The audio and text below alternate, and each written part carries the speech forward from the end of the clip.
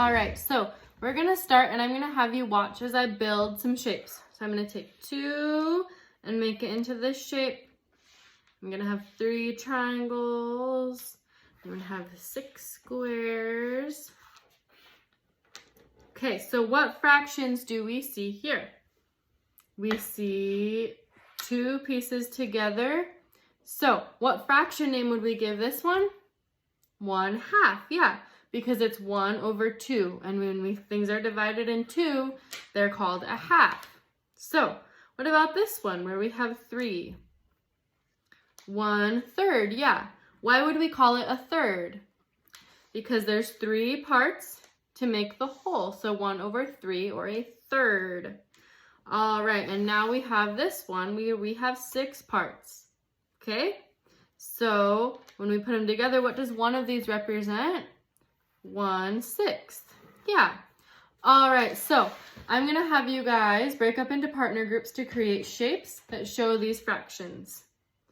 All right, and now that we're back, someone made this shape. So they also have 6 parts to make one whole. Good job. So this would be what? 1/6. Yeah, 1/6. Okay, so how does this compare to this one? So each of these has 6 sections, right? One section of each shape represents 1/6. Is the biggest shape different? Yeah, they make different shapes, but they're still 1/6 because each one has 6 parts and they all make the one shape. So one section is 1/6. All right, so we're gonna play the game Cover Up. So first I'm going to teach you how to play the game. So each of you will get a dice. So I'm gonna roll the dice and I rolled a 6. So I need to find somewhere on this board where there is 1/6. So I'm going to use this shape right here. And I'm going to say that 1/6 of this is shaded white. Then your partner would roll if they rolled a 2. So then they would find somewhere where there is a half.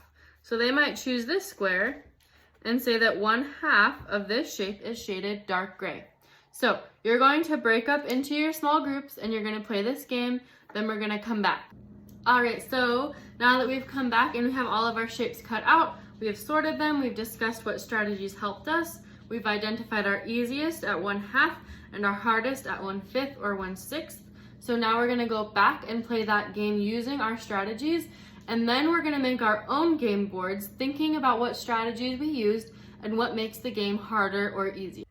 All right, for our investigation, we're gonna talk about making rectangles using different perimeters. So first we're gonna start off with 12 units for the perimeter. So every side needs to add up to 12. So I'm going to start off with 4, 4, 2, and 2.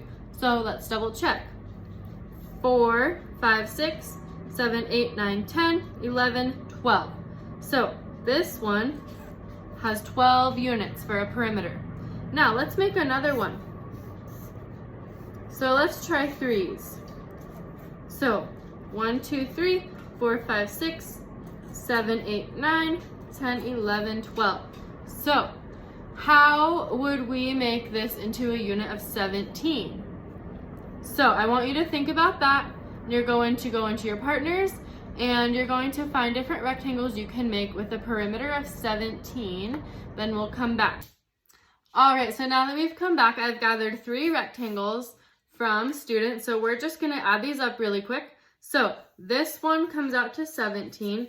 This one also comes out to 17, but this one comes out to 19. So this one does not work. And then they found that it was too much, so they dropped their numbers and found the 17. So I want you to think about what was hard about this, what are some challenges you faced, and how you overcame those. So go ahead and talk and share. And now we are going to split up into small groups again, and you're going to use another number that you think is going to have fractional parts. So just like here, you're going to come back, you're going to justify your answers by saying how much the perimeter adds up to, And if you come up with this one, like they came up with this one being 19 after we came back together, just change your answer a little bit and try to find out how to get that to that number as your goal. All right.